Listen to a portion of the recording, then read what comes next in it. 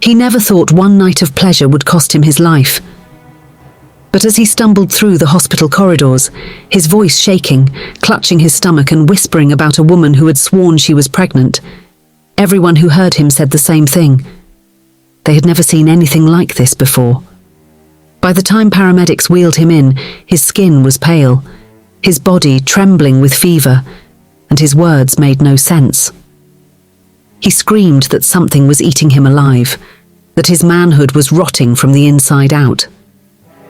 And every attempt to calm him down only made the room colder, heavier, because beneath his madness was a smell no doctor or detective could deny, the smell of flesh decaying while the man was still breathing. What could cause something like this? An infection? A disease never documented before? Or was it something darker? Something carefully planned, orchestrated by the woman he trusted with his body the night before? She had smiled at him through the glow of an online chat, claimed she was lonely, claimed she was carrying life inside her, a baby that made her glow. She promised him something no one had ever offered before, $5,000 for one night. It sounded impossible, but temptation had always been his weakness. Women twice his age, married, desperate, vulnerable. He had lived off them for years, exchanging his body for cash, a reckless game that kept him alive through school and beyond. But this woman was different. Something in her voice carried a weight he couldn't explain, a pull he couldn't resist. And when she mentioned the money, his better judgment evaporated. He had no idea that what awaited him wasn't intimacy. It was a trap. A carefully laid snare designed not to love him, not even to use him, but to ruin him. Neighbours would later say they saw him arrive at her house, a nice car parked outside, her porch light glowing softly in the night.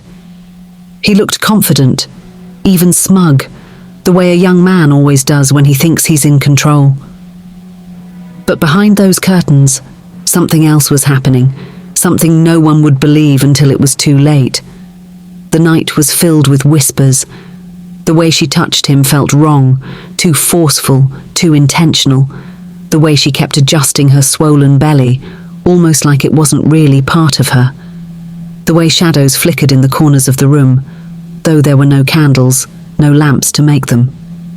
And the way, in his final moments of pleasure, she grabbed his face, forced him to look into her eyes and whispered something he would never forget. This is how it begins. Hours later, he woke up alone. The house was silent, the woman was gone, and his nightmare had just begun, because what started as a sharp pain soon became a burning rot. He called for her. No answer. He staggered into the bathroom, switched on the light, and what he saw in the mirror made him fall to his knees. His skin was breaking apart. His body was decaying. He was dying, piece by piece from the inside out. The call to 911 was recorded. His voice was shaking. He told them his manhood was rotting, that he had slept with a pregnant woman he met online. He begged for help, for answers, for a miracle. The dispatcher tried to calm him, but even through the phone, she admitted later, she could smell something through his words. Terror. And this was only the beginning. Because, as detectives would soon discover, this wasn't an accident, it wasn't disease, and it wasn't fate. It was design. She wasn't pregnant. She never was. And by the time the truth came out, it would leave everyone questioning how far a human being could go in the name of money, power, and something far darker than lust. This is the story of a man who thought he could buy pleasure, and instead bought his own destruction. The reckless life.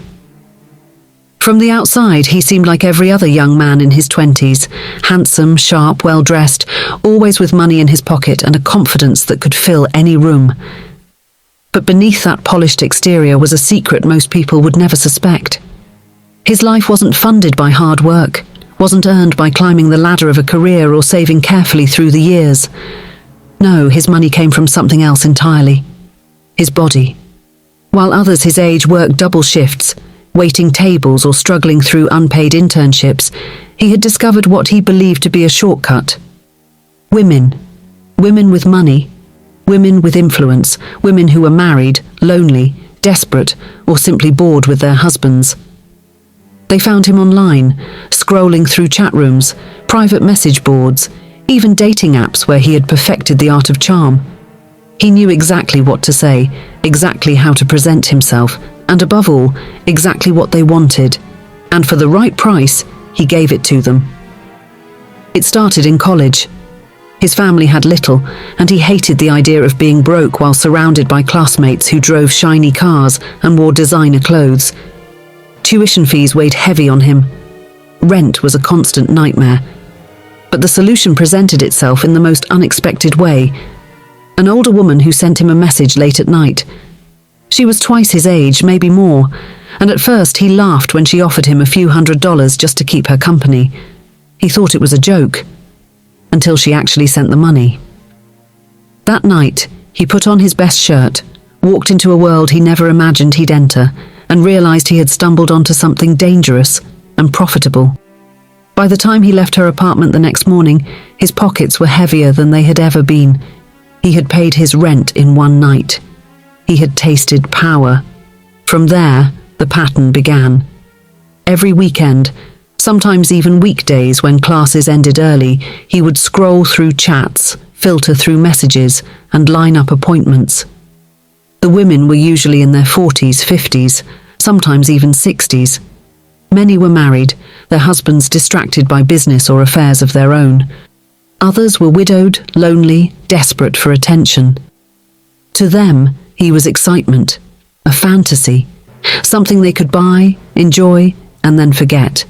But to him, it was survival. And then, more than survival, it became greed.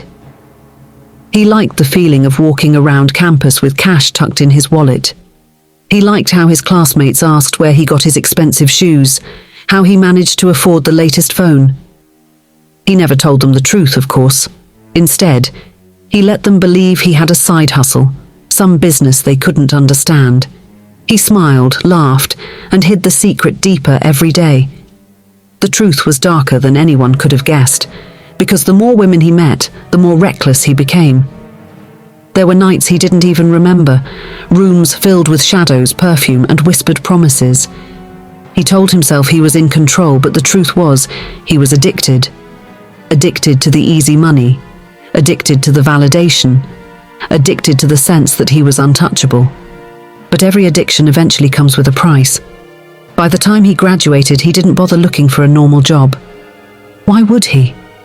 While his friends sat nervously through interviews, sweating in suits and ties, he was driving across town to meet women who would hand him envelopes of cash before he even stepped into their houses.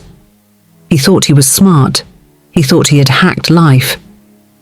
And yet, in quiet moments, when the nights ended and he was alone, there was always something gnawing at him, a whisper in the back of his mind. What if one of these women had a husband who found out? What if one set him up? What if the wrong person lured him into the wrong house? Still, he ignored the warnings. Still, he kept chasing. Until one night, he stumbled across a message that would change everything.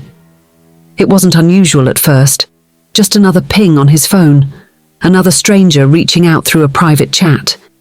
But something about the message stopped him. The tone was different. The words weren't playful or clumsy the way most of these women typed. They were precise, deliberate. "I've been watching you," the message read. "You're different. I can offer you more than anyone else has. $5,000 for one night. If you're brave enough." 5,000. He stared at the number, his chest tightening. He had never heard of an amount that high, not from anyone. Most women offered a few hundred, maybe 1,000 if they were especially wealthy. But 5,000 for one night? It sounded impossible, too good to be true. And yet, temptation whispered louder than caution. He typed back, curious, trying to pry more information. Who was she? Why him? Why that much money? Her name, she said, was Margaret. She was 71 years old, and she was lonely. He nearly laughed when he read it. 71. Older than his grandmother. Older than anyone he had ever met this way. But her messages carried a strange pull. She wrote with elegance, as though every word had been chosen with care. And then there was her promise. She was pregnant. At first he thought it was a sick joke, but the way she described herself, the way she insisted on her condition, almost made him believe her. The thought lingered, twisted in his mind. A pregnant woman, 71 years old, promising $5,000 for one night. It didn't make sense. Nothing about it made sense. And yet, he couldn't pull away. He told himself it was just another job, just another client. But in his gut, something felt wrong. Still, he agreed. The address followed, a house in a quiet neighborhood, a porch light that would be left on for him. She promised she'd be waiting. As he pocketed his phone, a shiver crawled down his spine. He told himself it was excitement. He told himself it was the money. He told himself he could handle whatever came next. But deep down, a voice whispered something else entirely. This is different. This is dangerous. And he had no idea just how right that voice would be. Because the night he walked into Margaret's house would not just be another reckless decision. It would be the moment his life began to unravel. The night with Margaret. The street was unnervingly quiet. He parked his car a few blocks away and walked the rest of the distance, hands shoved into his jacket pockets, pulse racing. The address Margaret had sent him led to a neighborhood that looked like it had been forgotten by time. Old brick houses with peeling paint, windows darkened by heavy curtains, porches sagging beneath decades of neglect. And then he saw it. The porch light. A faint glow in the night, just as she promised. He hesitated on the sidewalk, staring at the house. Something about it felt wrong. Too still. Too empty. Even the air felt heavier here, carrying a faint metallic tang he couldn't place. But $5,000 tugged at his imagination like a magnet. He told himself it was just nerves, just his mind playing tricks. So, he climbed the creaking steps and knocked. The door opened almost instantly, as if she had been waiting just behind it. And there she was. Margaret. She was older, yes, but not in the way he expected. Her face carried deep lines, but her eyes were sharp, alive, glinting with something unreadable. Her hair, long and silver, flowed over her shoulders in waves. And when she smiled at him, it was the kind of smile that didn't reach her eyes. "Come in," she said softly. Her voice was smooth, too smooth, like honey laced with something bitter. The smell hit him first, lavender mixed with something stronger, something sour hiding beneath the perfume. But he stepped inside anyway, letting the door close behind him with a click that sounded far too final. The living room was dimly lit, a single lamp casting long shadows across the walls.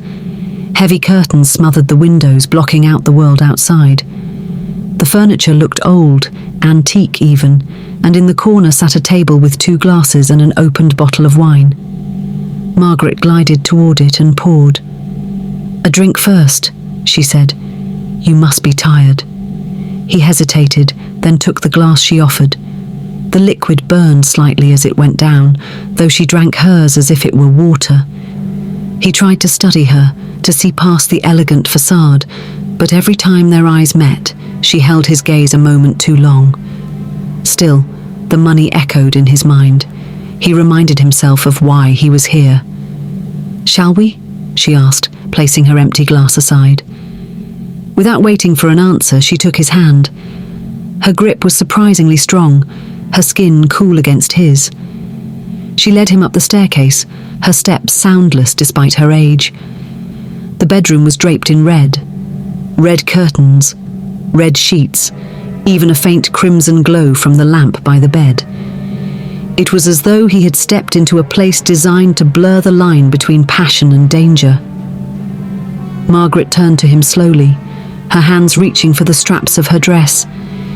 With a deliberate grace, she let the fabric slide from her shoulders, revealing pale skin mapped with age, but somehow still holding a strange allure. She wasn't shy. In fact, She seemed almost proud, as though she had been waiting for this moment far longer than he could imagine. "Tonight," she whispered, "you'll give me what I need." The words sent a chill through him, though he forced a smirk to mask his unease. This was routine, he told himself. Just another client, nothing more. But as the night unfolded, he began to notice things. The way the house seemed to shift with every sound. The faint creaks in the floorboards, as though someone, or something, was moving just beyond the walls. At first he brushed it off. Old houses always creaked. But the feeling grew stronger with each passing moment, until he was certain they weren't alone. At one point, he paused, glancing toward the corner of the room. He thought he saw movement, a shadow slipping back into darkness. His heart raced. Margaret's hands were suddenly on his face, pulling him back toward her. "Don't," she whispered, her voice sharp. "Don't look away. Look at me." He tried to laugh, tried to shake off the unease, but her grip tightened. Her nails pressed into his skin, not enough to draw blood, but enough to remind him that she was in control. The night pressed on, a blur of red silk, whispered moans, and the strange coldness of her touch. She moved with a vigor that didn't match her age, as though something else fueled her. He wanted to believe it was the wine, or adrenaline, or simply her determination to live out a fantasy. But deep down, he knew something was wrong. Every so often he swore he could hear it, the faintest murmur, like voices chanting in the distance. It was muffled, hidden beneath the rhythm of their night. But it was there. His eyes darted toward the door again, and once more Margaret seized his chin, forcing him back. "Focus," she hissed. Her eyes gleamed unnaturally in the dim light, almost too bright. And against his better judgment, he did. By the time the night ended, he was drenched in sweat, his body exhausted, his mind spinning. Margaret lay beside him, her breathing steady, her expression unreadable. He waited for her to say something, to laugh, to promise the money she had offered. But instead, she simply closed her eyes and whispered, "Sleep." And for some reason he did. When morning came, the house was silent. Too silent. He stirred awake slowly, his head pounding, his stomach churning. It felt like a hangover, but deeper, heavier, something gnawing at his insides. And though he didn't know it yet, this was the beginning of the nightmare that would tear his world apart. The discovery and the call for help. The first thing he noticed was the silence. Not the ordinary kind of morning silence where birds sing faintly outside, or a neighbor's car starts down the street. This was different. An unnatural silence, thick, smothering, like the house itself was holding its breath. He tried to roll over, but the simple act sent a sharp, stabbing pain through his lower body. His groan echoed back at him, bouncing strangely off the walls. And that was when it hit him. There was no other sound in the house. No footsteps from Margaret. No faint hum of voices. Just his own strained breathing. He blinked against the dim light filtering through the curtains. The bed beside him was empty. The sheets where Margaret had lain were cold. She was gone. "Margaret?" His voice cracked as he called out. But the only answer was his own echo, mocking him in the empty house. He sat up, forcing his trembling hands to reach for his clothes. That was when the second wave hit. A deep, nauseating rot crept into his nostrils. Not perfume, not sweat. Something fouler, decay. It clung to his skin, thick and putrid, making his stomach churn. He tried to stand, but the pain flared again, sharper now, radiating through his hips and down his thighs. A strangled gasp left his mouth. He doubled over, clutching himself. That was when the realization crept in, slow and horrible. The source of the rot was him. "No," he whispered, shaking his head. His fingers trembled as he pressed them lower, afraid to confirm what his senses already screamed. The skin felt wrong, not just tender, not just sore. Wrong. Soft where it should have been firm, damp where it should have been dry, as if something inside was rotting its way outward. Panic surged through him. He staggered to his feet, nearly collapsing as the pain shot up again. Each step felt heavier than the last, like his own body was betraying him. The bathroom door was only a few steps away, but it felt like miles. He clawed the knob, shoved it open, and flicked the light switch. What he saw in the mirror froze his breath. Beneath the waistband of his half-buttoned jeans, the skin was mottled, discoloured, already breaking down. It wasn't a rash. It wasn't swelling. It was decay. The kind of blackened, peeling flesh he had only seen on corpses in late-night crime documentaries. Only this time, it wasn't a corpse. It was him.